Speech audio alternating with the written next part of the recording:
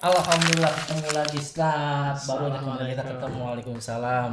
Assalamualaikum, waalaikumsalam saja. Iya. Ini menarik nih. Saya pengen ngomongin anak kemarin lihat Facebook tuh ngomongin kebersihan. Ya, kita lanjut kembali. Ini teras pun santri yang membersihkan. Sekarang ini dari dulu sih memang santri korengan. Kenapa? Apakah memang santrinya juga kurang memperhatikan kebersihan alias jorok, atau memang sistem pesantren juga memang kurang perhatikan itu gitu, malah fokusnya ke pembelajaran. Nah, ini yang pengen dibahas gitu. Sehingga ada lomba kebersihan, tapi lain sisi ya maaf, apakah nggak mau bayar OB gitu atau seperti apa? Dan yang lainnya pengen bahas itu. Oke, pandangan antum bagaimana tentang satu aja dulu, santri lomba kebersihan. Ada apa di balik itu dan santri yang buduk itu? Ya, jadi ada sampai semacam quote ya, Iya, gimana tuh? yang mengatakan kalau belum korengan belum mondok. Nah, ini kan sebenarnya Salah itu ya sebenarnya. termasuk pernyataan yang Menyesatkan. iya kurang tepat lah ya, Iya, karena iya, iya. ya masa iya sih menuntut ilmu harus korengan gitu Iya, kan. benar, benar, Masa benar. sih iya Islam yang sholatnya aja harus bersuci dulu, kan ndak ada di beberapa kegiatan orang beribadah di dalam agama-agama lain seperti Islam yang selalu mengutamakan Kebersihan, kebersihan, bahkan betul. sebelum memulai harus berwudu, dan kalau Iya, tidak berwudu la salata liman lam yatawaddo gitu kan, betul, nggak betul. mungkin gitu. Kemudian nuntut ilmu kok malah harus korengan dulu gitu ya. Nah, ini nggak tepat. Iya, Bahkan iya. Nabi Muhammad sendiri kan sudah diperintahkan oleh Allah wasiyabaka fatahhir. Nah, Ah, iya. bajunya juga disuruh disucikan, Sucikan, dibersihkan. betul. Wasiyabaka fatahhir.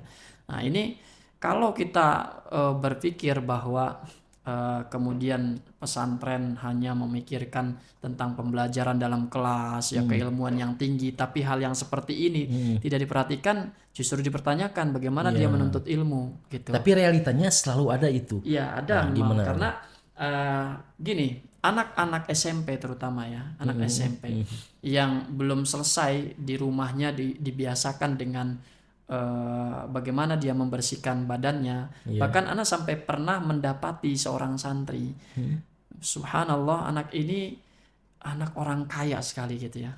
Sampai di rumahnya pembantu sampai 4. Ya ada supir, iya. Pembantunya. Ada supir, ada yang masak, ada babysitter, ada tukang kebun. Gitu ya. Jadi supir ini antar jemput dia sekolah, lalu kemudian babysitter itu yang mandikan dia, yang ngasih makan, yang semuanya, kamar selalu bersih nih babysitter. Kemudian ada yang memasakkan gitu kan. Tiba dia mondok. Iya, terus mondok. Gimana nih, menarik nih? Begitu anak datang ke kamar anak ini, dia garuk-garuk gatal gitu kan. Ya. Kenapa antum? Gatal Sat. Anak langsung curiga. Jadi anak coba buka ininya, Tangannya. tangan sampai udah sini. Oh, Biasanya di sela-sela. Memang kutu itu adanya di sela-sela terlebih dahulu. Nah, udah kalau udah kena ke sini, saya langsung coba, maaf, ayo ikut. Lihat, terpaksa kita harus lihat. Ya. Ya, jadi ternyata benar. Sampai kutu air itu sudah menyebar ke seluruh badan, sampai ada yang bernanah dan segala macam.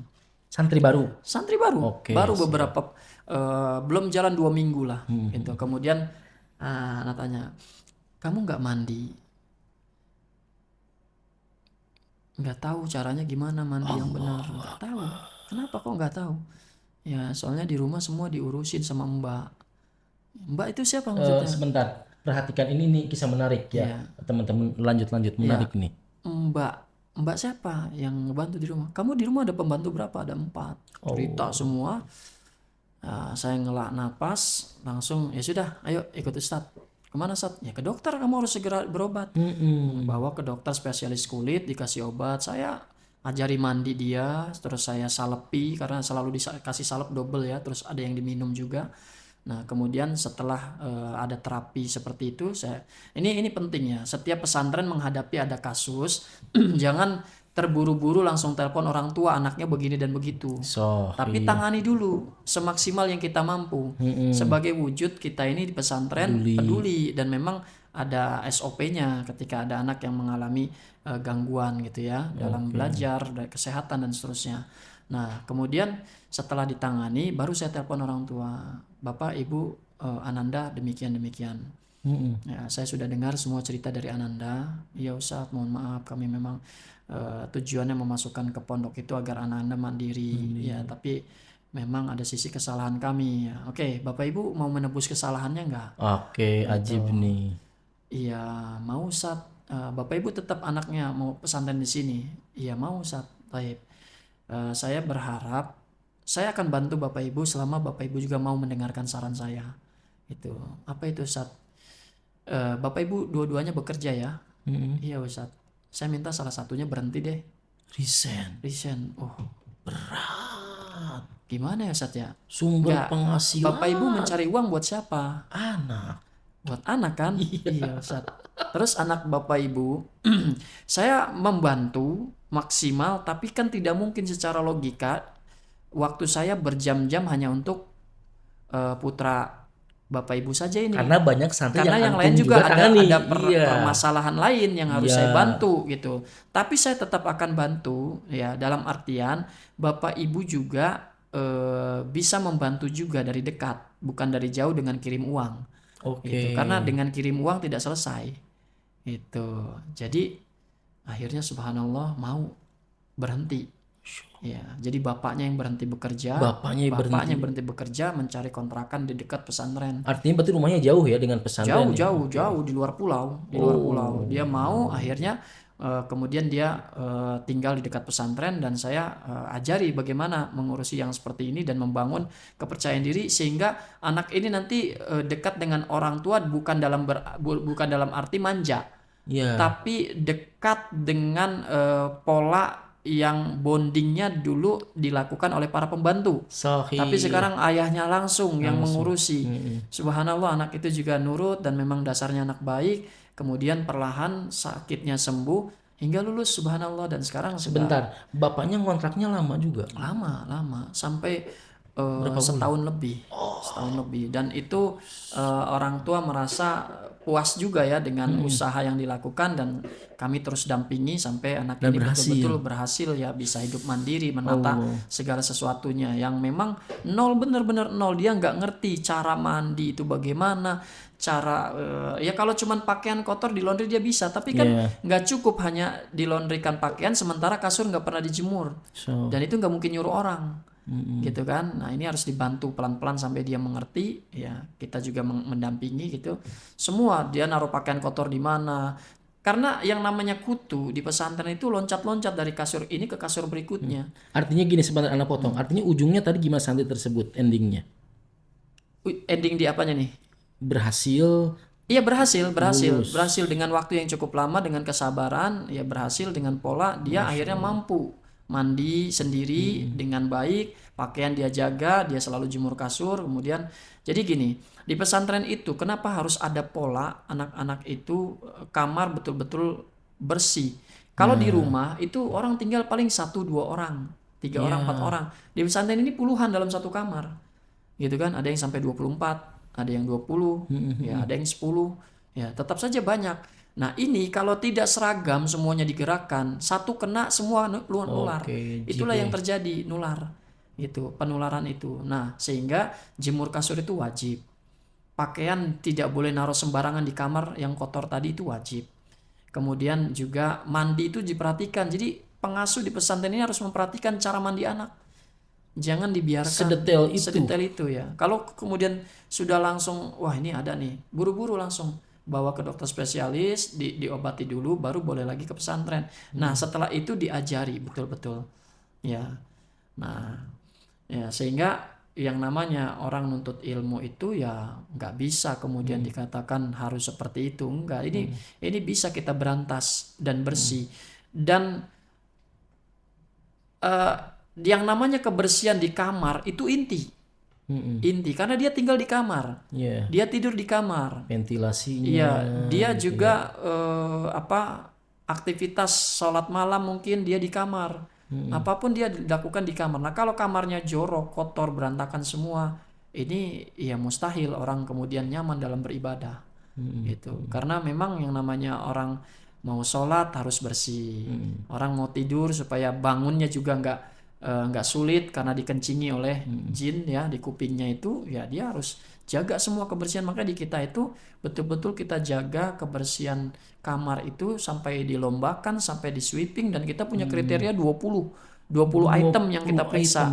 20 item itu termasuk nyusun di dalam lemari pakaian mereka ya, yang mana yang Ada. digantungkan, iya harus sesuai. Rak 1 buku, rak 2 pakaian, rak ketiga itu makanan, sabun dan lain-lain. Pewangi ruangan masuk nggak sih? Pengwangi ruangan juga. Ada kategori Kenapa? itu. Karena anak-anak ini kalau kumel hidupnya gitu ya, aroma di kamar itu nggak nyaman, Sumpek. sumpek, ya, dan gimana orang kemudian bisa sehat hidupnya.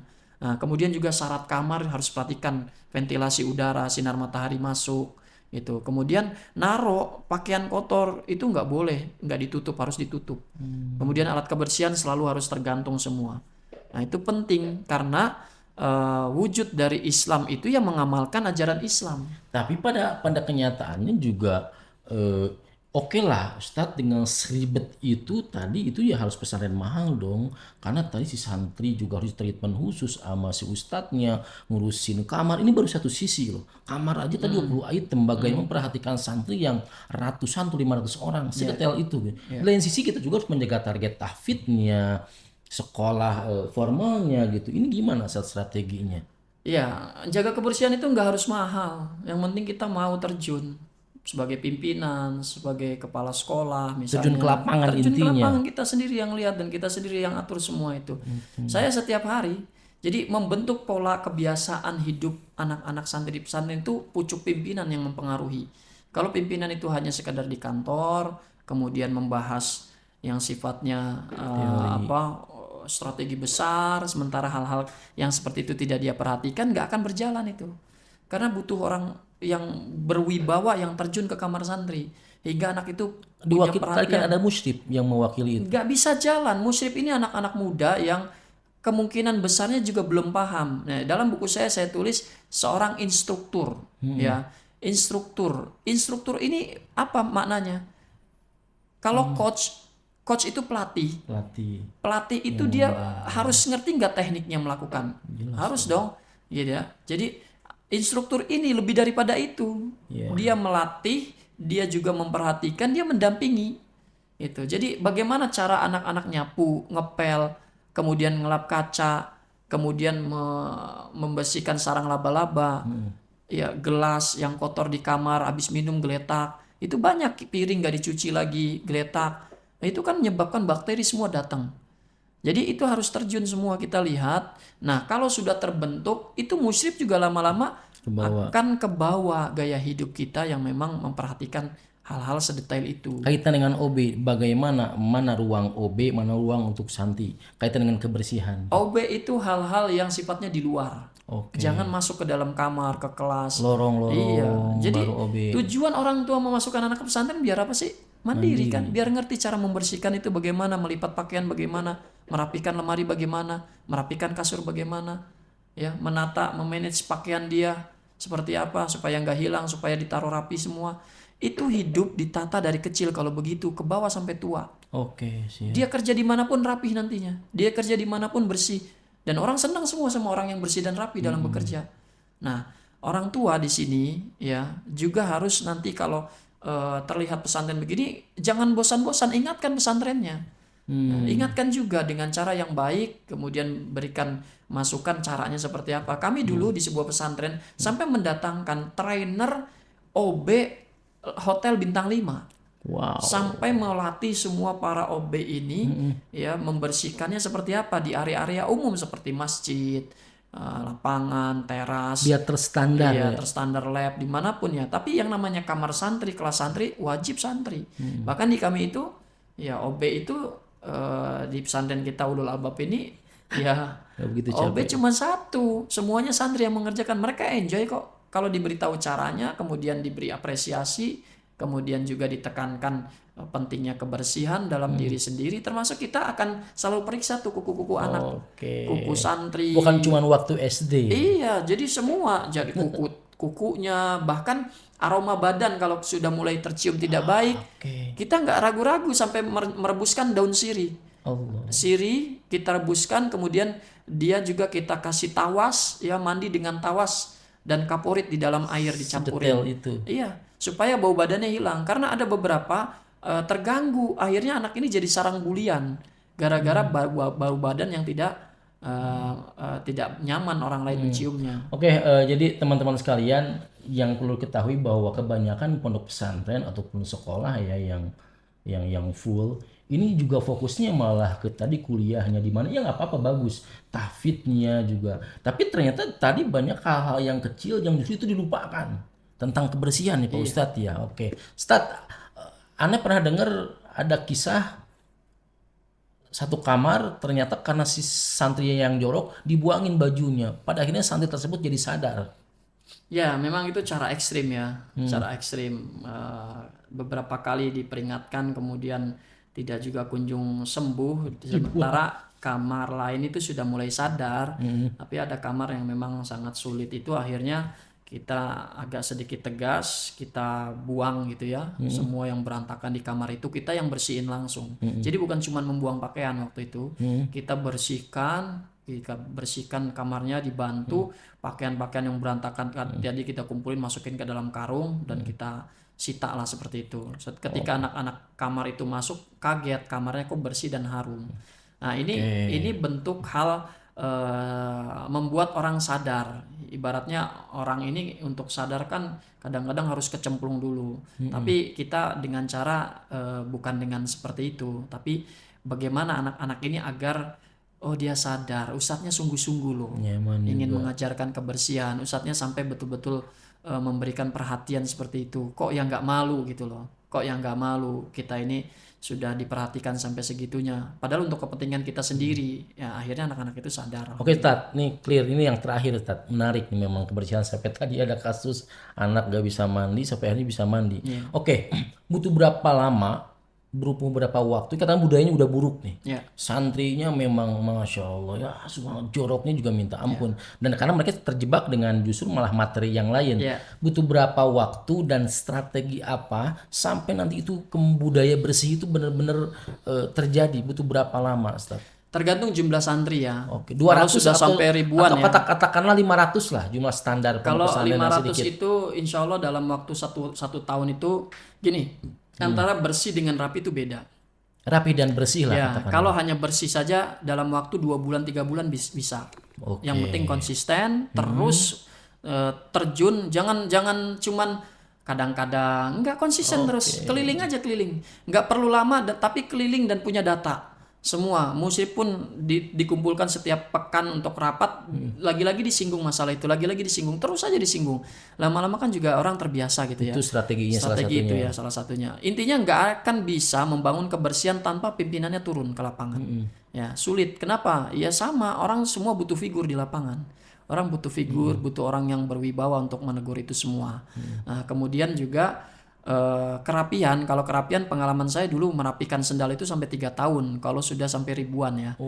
Ya, tapi kalau baru 500 ini 1 tahun maksimal ya, bisa kurang daripada itu. Ya, kalau pengalaman di Ulul Albab ini sebentar sekali gitu ya.